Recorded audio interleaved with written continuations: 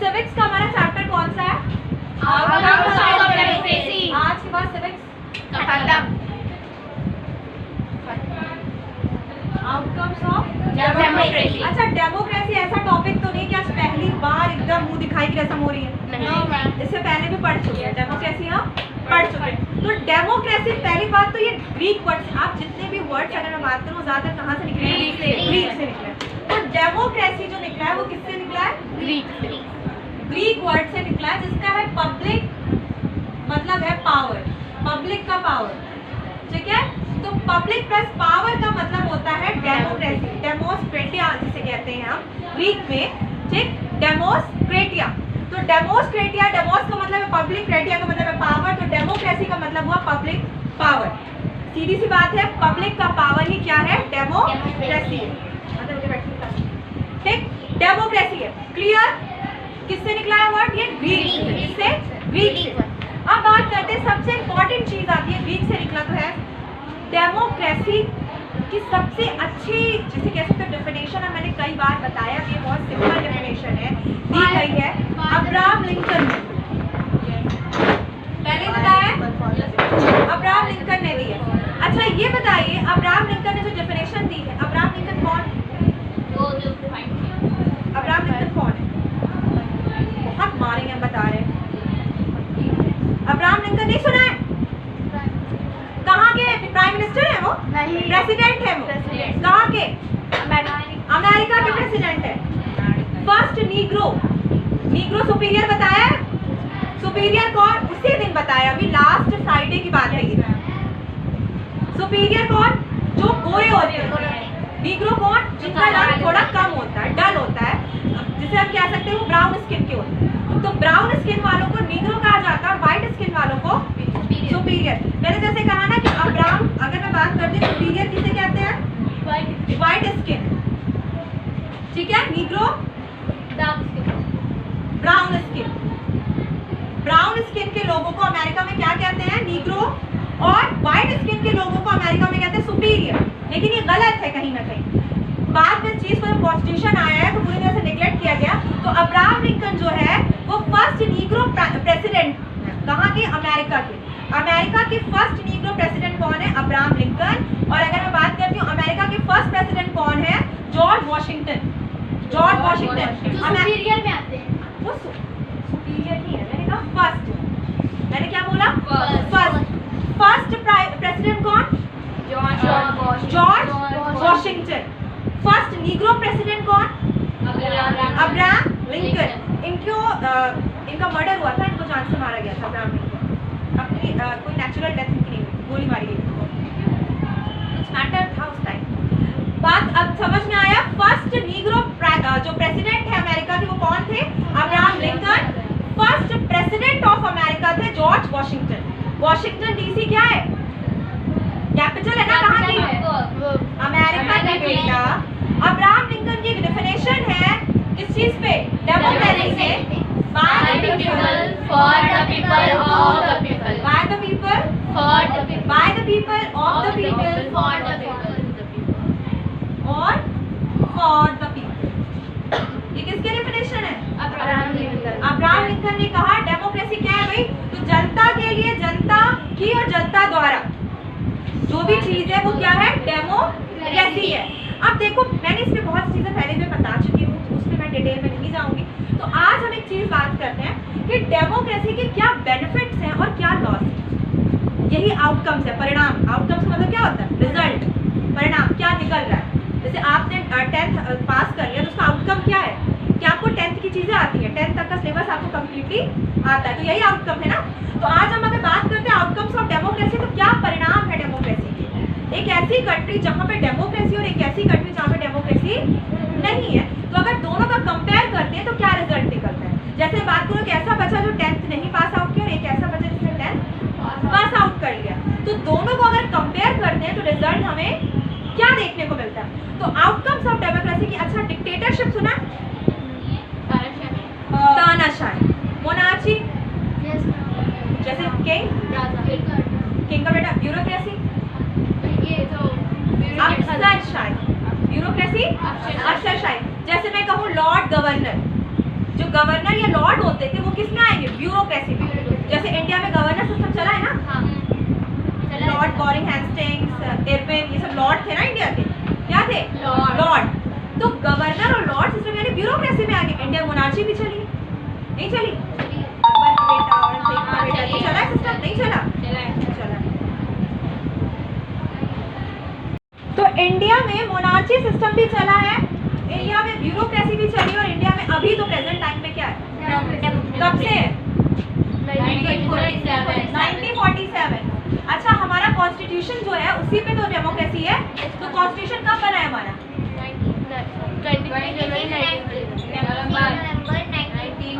26 नवंबर 1949।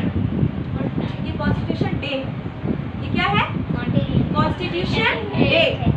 1947 में हम क्या हुए? इंडिपेंडेंट हुए। 26 नवंबर 1949 को हमारा कॉन्स्टिट्यूशन बन के कम्प्लीटली तैयार हो गया। लेकिन अगर हम बात करते हैं इसे पब्लिकली अनाउंस कब किया गया? 26 जनवरी 1950 यानी 26 जनवरी 1950 को अनाउंसमेंट हुआ, जिसे हम क्या बोलते हैं? Republic day. लेकिन कॉन्स्टिट्यूशन डे हम क्या बोलते हैं? 26 नवंबर 1949। वो रिपब्लिक डे मनाते हैं ना, क्या गणतंत्र दिवस 26 जनवरी। और ये दिन कौन सा है? Constitution day. इस दिन बन के कम्प्लीटली कॉन्स्टिट्यूशन 26 नवंबर 1949। तो 1949 26 नवंबर वो दिन जब कॉन्स्टिट्यूशन बन चुका है। समझ में आया? तो हम डेमोक्रेसी में आ चुके थे कम्प्लीटली। अब मैं यहाँ पे बात करती हूँ कि डिक्टेटरशिप और डेमोक्रेसी में क्या बेनिफिट और क्या लॉस, यही आउटकम्स है हमारे। ठीक, तो डेमोक्रेसी में दो यहाँ पे बात करते हैं, डेमोक्रेसी और डिक्टेटरशिप। डिक्टेटरशिप, कोई बहुत बड़ा डिक्टेटर याद है किसी? हिटलर। Very good. कोई बहुत बड़ा डिक्टेटर कौन है इंडिया में? सॉरी, दुनिया का? कहाँ का था वो? जर्मनी का। अच्छा, इंडिया का बिस्मार्क किसे कहते हैं? वो सरदार वल्लभ भाई पटेल। हाँ, सरदार वल्लभ भाई पटेल को। एक्चुअली बिस्मार्क मुझे कैसे याद आया? जर्मनी से। हाँ। जर्मनी का यूनिफिकेशन किसने किया था? बिस्मार्क ने किया था बेटा। यूनिफिकेशन का मतलब है एकीकरण। पूरी जर्मनी को एक करने वाला कौन था? बिस्मार्क। तो इंडिया का बिस्मार्क किसे कहते हैं? सरदार वल्लभ भाई पटेल। सरदार वल्लभ भाई पटेल। ये चीज याद रखिएगा, सरदार वल्लभ भाई पटेल को क्या बोलते हैं? इंडिया का बिस्मार्क बोलते हैं, क्योंकि इन्होंने इंडिया का यूनिफिकेशन किया था। अगर सरदार वल्लभ भाई पटेल ना होते ना, तो हम कश्मीर जाते तो हमें वीजा लगता, हम हैदराबाद जाते वहाँ पे भी हमें क्या लगता? वीजा पासपोर्ट लगता। बिना वीजा पासपोर्ट के ना हम हैदराबाद जा पाते ना हम कश्मीर जा पाते। तो सरदार वल्लभ भाई पटेल जिन्होंने क्या किया था? इंडिया का यूनिफिकेशन किया, पूरे इंडिया को एक फ्लैग के नीचे लेके आए थे। तो इन्हें क्या बोलते हैं? बिस्मार्क। बिस्मार्क कौन था? जिसने जर्मनी का यूनिफिकेशन किया था। इसीलिए हम बोलते हैं इंडिया का बिस्मार्क सरदार वल्लभ भाई पटेल। समझ में आ गया? ये चीज कई बार मैंने बताई है। मैं बात करती हूँ डेमोक्रेसी और डिक्टेटरशिप। डिक्टेटरशिप में क्या होता है? देखो, अगर मैं एक छोटी सी बात करूँ कि कहीं एक डिक्टेटर है, तानाशाह, उसे पब्लिक से कोई मतलब नहीं। बहुत आसानी समझना है इस चीज को। उसे पब्लिक से कोई मतलब नहीं। वो जो रूल लगा देगा वो जानता है पब्लिक उसे क्या करना पड़ेगा? मानना पड़ेगा। तो उसे पब्लिक और अपने बीच किसी ब्रिज की जरूरत नहीं, उसे पब्लिक और अपने बीच कोई कम्युनिकेशन की जरूरत नहीं है। वो जो बोल देगा पब्लिक को उसे चुपचाप मान लेना पड़ेगा। तो जो टाइम लगता है ना हमारे यहाँ डेमोक्रेसी में, पब्लिक तक वो बिल जाता है, फिर उस चीज़ को एक टाइम लगता है, उसे एक्ट बनता है, और उसे प्रेजेंट होते होते या जैसे कह सकते हो अनाउंस होते, लागू होते बहुत टाइम लग जाता है। लेकिन अगर मैं बात करूँ कोई ऐसी कंट्री जहाँ डिक्टेटरशिप है, वहाँ पे ऐसा नहीं होता। क्यों नहीं होता? कम टाइम टेकिंग होती है। क्यों? क्योंकि जो भी है डिक्टेटर, उसने सीधे उस चीज़ को प्रेजेंट किया और पब्लिक को उसे मानना है, बस बात खत्म। सेकेंड थिंग मैं बात करूँ, हमारे यहाँ इलेक्शन होता है टाइम पे, 5 साल के बाद इलेक्शन, पैसा बहुत जाता है। इलेक्शन में क्या होता है? पैसा बहुत जाता है। और अगर मैं बात करूँ डिक्टेटरशिप में, क्योंकि एक बार जो बन गया वो कई सालों तक रहता है। यहाँ पे देखो, क्रिटिसिज्म, कमियां भी बतानी है मैं डेमोक्रेसी की क्या क्या कमियां हैं। थर्ड थिंग मैं बात करती हूँ, करप्शन बहुत ज़्यादा है। किसमें? डेमोक्रेसी। क्योंकि स्टेप टू स्टेप चलते हैं ना। अगर मैं छोटा सा एग्जाम्पल दूँ, आपको कहीं पे जाके ड्राइविंग लाइसेंस बनाना है, आपको ड्राइविंग नहीं आता, लेकिन आप धीरे धीरे जिसे कह सकते हो स्टेप टू स्टेप पढ़ने के लिए नीचे से पैसा देना स्टार्ट करते हो।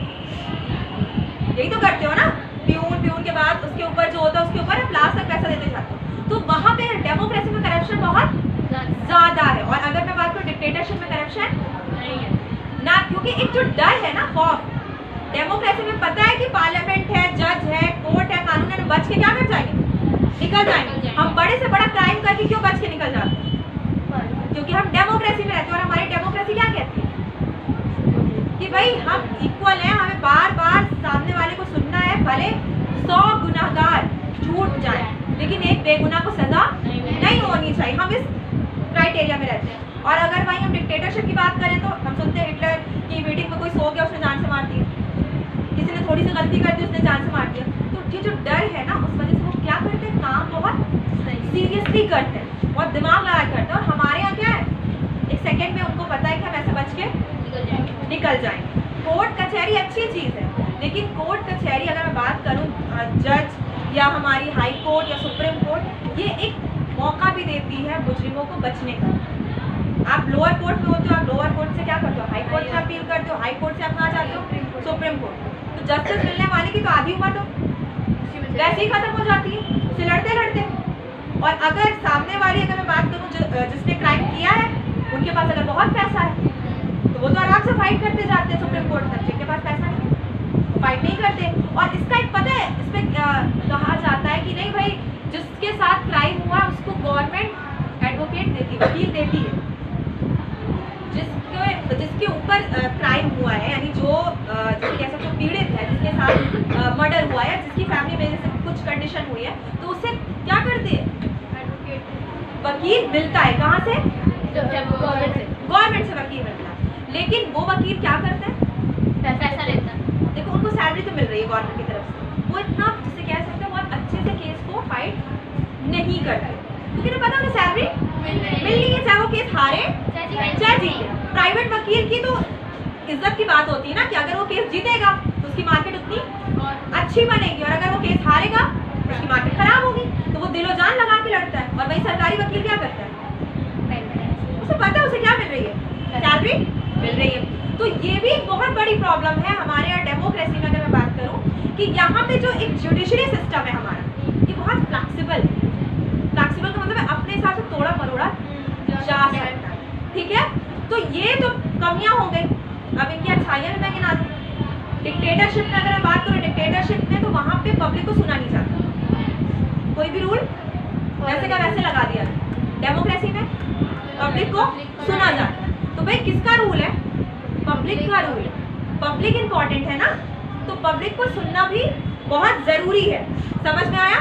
तो सेकेंड थिंग मैं बात करती हूँ कि डेमोक्रेसी और क्यों बहुत अच्छी मानी जाती है, कि देखो 5 साल के बाद गवर्नमेंट क्या कर सकते हैं, चेंज कर सकते हैं। हमें इनका काम पसंद नहीं आया, हमने गवर्नमेंट चेंज कर दी। अगर हम बात करते हैं कि हमें कोई और गवर्नमेंट पसंद है तो हम उनको चूज कर सकते हैं, लेकिन डिक्टेटरशिप में हम ऐसा नहीं कर सकते। अब एक चीज और बात करते हैं कि डेमोक्रेसी में डेवलपमेंट कैसे हो, लेकिन ये मुश्किल है। अगर मैं बात करूं 1950 से लेके 2000 के बीच में एक डेटा आया जिसमें दिखाया गया कि ऐसी कंट्री जहां पे डेमोक्रेसी और ऐसी कंट्री जहां पे डिक्टेटरशिप है, वहां पे डेवलपमेंट किस कंट्री का हुआ ऑल ओवर। तो पता है क्या रिजल्ट निकला, क्या निकला होगा, डिक्टेटरशिप जो कंट्रीज थी वहां पे डेवलपमेंट ज्यादा हुआ। तो उसकी बहुत सी वजह भी हो सकती है। मैं इसीलिए ये नहीं कह सकती कि सिर्फ डिक्टेटरशिप ही कंट्रीज डेवलप हुई, ऐसा नहीं है, डेमोक्रेटिक कंट्रीज भी डेवलपमेंट उन्होंने किया। लेकिन मैंने कहा ना डिक्टेटरशिप में करप्शन कम है, डेमोक्रेसी में करप्शन ज्यादा है। डिक्टेटरशिप टाइम टेकिंग नहीं है, डेमोक्रेसी टाइम टेकिंग है। किसी भी चीज को अगर आप प्रेजेंट करते हो पब्लिक तक पहुंचेगी, उसे एक प्रोसेस लगेगा, सही है या नहीं सही है, उसे वापस भी लेना पड़ता है कभी कभी गवर्नमेंट को। अगर वो चीजें, जैसे अभी मैं बात करूँ, किसान कानून आया था जो कुछ टाइम पहले की बात है, दिल्ली में सारे किसान उन्होंने प्रोटेस्ट स्टार्ट कर दिया। वो क्या, गवर्नमेंट को उस चीज को, स्टेप को वापस लेना, उस कानून को वापस। अभी ये डिक्टेटरशिप होती तो कुछ नहीं होता, प्रोटेस्ट करते ही नहीं लोग। हमारे पास प्रोटेस्ट का राइट ही नहीं होता, डिक्टेटरशिप में प्रोटेस्ट का राइट ही नहीं। आप गवर्नमेंट के खिलाफ कुछ बोल ही नहीं सकते, जो वो कह दे वही आखिरी सच है। जैसे मैंने कहा था, मैंने जब फ्रांस की क्रांति पढ़ाई थी, मैंने लुई 16 और 14 बताया। 14 क्या कहता था, माय वर्ड्स आर लॉ, मतलब मैं जो बोल देता हूँ वही कानून है, मेरे शब्द ही कानून बन जाता है। तो ऐसा डिक्टेटरशिप में होता है। ऐसा कहाँ होता है? डेमोक्रेसी में। अभी हमारे प्राइम मिनिस्टर आके बोल दे नरेंद्र मोदी कि मैं जो बोल रहा हूँ वही क्या बना दिया जाए, लॉ। ऐसा तो नहीं होगा, हमारा कॉन्स्टिट्यूशन है, हमारा क्या है, कॉन्स्टिट्यूशन है। इस दुनिया में सबसे बड़ी कंट्री कौन सी है जो डेमोक्रेसी अप्लाई करे? इंडिया। क्यों? हम पॉपुलेशन में 1 नंबर पे, पॉपुलेशन में हम 1 नंबर पे आते हैं। इस वजह से सबसे बड़ी डेमोक्रेटिक कंट्री कौन सी है दुनिया में? इंडिया। समझ में आया? तो अगर हम बात करते हैं कि कैसे डेवलपमेंट हो सकता है डेमोक्रेसी में, एक चीज याद रखो, ग्रोथ और डेवलपमेंट में फर्क होता है। ये चीज अपने दिमाग में हमेशा उतार के रखना। किस चीज में? ग्रोथ और डेवलपमेंट। ग्रोथ और डेवलपमेंट में क्या फर्क होता है? ग्रोथ वो होती है जो हमें दिखती है। अगर मैं बात करूँ, मैं एक सर्कल बनाती हूँ, ये सर्कल है, ठीक? एक क्राइटेरिया है, एक सर्कल है, वैसे इसका ऐसा ही डायग्राम बनता है। उसके अंदर मैं रखती हूँ द पार्ट ऑफ ग्रोथ, और ये बाहर पूरा डेवलपमेंट। डेवलपमेंट का एक पार्ट ग्रोथ है, ग्रोथ में डेवलपमेंट नहीं है, डेवलपमेंट में ग्रोथ है। समझ में आ रहा है? ग्रोथ का मतलब क्या होता है? जैसे मैंने किसी बच्चे को देखा, इसकी हाइट बढ़ रही है, इसकी हाइट बढ़ रही है, ठीक है, इसका कलर फेयर हो रहा है, या हाइट बढ़ने के साथ साथ इसके बॉडी पार्ट्स में भी चेंजेस देखने को मिल रहे हैं, तो वो क्या है? ग्रोथ। वो क्या है? ग्रोथ। डेवलपमेंट क्या है? वो पढ़ने में अच्छा हो रहा है, वो मैच्योर हो रहा है, वो चीज़ों को समझ रहा है, उसमें कोई नई स्किल डेवलप हो रही है, वो क्या है? डेवलपमेंट। लेकिन डेवलपमेंट ऑल ओवर देखा जाएगा, उसके बॉडी का भी शेप बढ़ रहा है कि नहीं बढ़ रहा है, उसका विकास हो रहा है कि नहीं हो रहा है, डेवलपमेंट हो रहा है कि नहीं हो रहा है, उसकी ग्रोथ कितनी। तो डेवलपमेंट में ग्रोथ आती है। ग्रोथ किसमें आती है? डेवलपमेंट में। लेकिन अगर बात करते हैं, ग्रोथ में डेवलपमेंट नहीं आता। डेवलपमेंट का ये पूरा का पूरा क्राइटेरिया है, उसका एक पार्ट है ग्रोथ, उसका एक पार्ट है। डेवलपमेंट ओवरऑल देखा जाता है। ओवरऑल माइंड का हुआ, मैच्योरिटी बढ़ी उस बच्चे की, उसके बॉडी ऑर्गन्स बढ़े, वो अब काफ़ी, जैसे बच्चे जब छोटे होते हैं तो साफ नहीं बोल पाते, जैसे जैसे उसकी एज बढ़ी, उसका डेवलपमेंट हुआ, उसने बोलना भी सीखा। अब हम किसी को देख के नहीं समझ पाते ना कि इसकी लैंग्वेज अच्छी है बुरी, जब तक वो बोलेगा। देखो, डेवलपमेंट वो होता है जिसे हम महसूस करते हैं, फील करते हैं, और ग्रोथ जो देखी जा सकती है, ग्रोथ जो देखी जा सकती है। जैसे मैं बात करूँ, क्वालिटी और क्वांटिटी होती है ना, तो क्वांटिटी कहीं ना कहीं ग्रोथ में आती है और क्वालिटी कहाँ आती है? डेवलपमेंट में आती है। इसमें कहूँ कि यहाँ पे इतने नंबर्स के स्टूडेंट्स हैं, अब भाई कितने नंबर्स तो ठीक है, अच्छी बात है, वो वैसे देख रहे हैं कि 12 बॉयज़ हैं या 8 गर्ल्स हैं, या 8 गर्ल्स हैं 12 बॉयज़ हैं, ऐसे मैंने काउंट कर लिया। लेकिन अब मैं बात करूँ कितने अच्छे हैं मैथ्स में और कितने बुरे हैं मैथ्स, तो ये तो उनका माइंडसेट है ना। मैं फेस देख के नहीं बता पाऊँगी, मैं फेस देख के नहीं बता पाऊँगी, मुझे क्या करना पड़ेगा? कोई टेस्ट लेना पड़ेगा, कोई एग्जाम लेना पड़ेगा, उसके बाद मुझे पता चलेगा, फील आएगा कि भाई इतने बच्चे मैथ्स में अच्छे हैं और इतने बच्चे मैथ्स में अच्छे नहीं हैं। ये क्वेश्चन आया है बोर्ड में, ग्रोथ एंड डेवलपमेंट डेमोक्रेसी में। इस चीज़ को बहुत ध्यान से समझो, इसलिए मैं इसको टाइम दे रही हूँ कि ग्रोथ एंड डेवलपमेंट कैसे अलग अलग हो गया। जहाँ पे हमने उस चीज़ को, क्राइटेरिया को देख लिया, वो क्या हो गई? ग्रोथ। जिसे हमने देखा नहीं, सिर्फ क्या किया? फील किया, वो क्या है? तरह का डेवलपमेंट। जैसे मैं बात करती हूँ किसी कंट्री, अब यहाँ पे मैं अपने टॉपिक पे आता हूँ 2 मिनट तक। किसी कंट्री की मैं बात करती हूँ, जब बहुत अच्छा मूड होता है ना समझाने पढ़ाने का, जैसे कुछ ना कुछ मैटर है, तो यहाँ पे मैं डेवलपमेंट और ग्रोथ की अगर बात करूँ, जैसे ग्रोथ है किसी कंट्री, ठीक, तो किसी कंट्री में मैं बात कर रही हूँ कि उनकी इकोनॉमी कितनी बढ़ रही है, ये क्या है? ग्रोथ है। लेकिन वहाँ लोग कितना खुश हैं, ये क्या है? डेवलपमेंट। ये क्या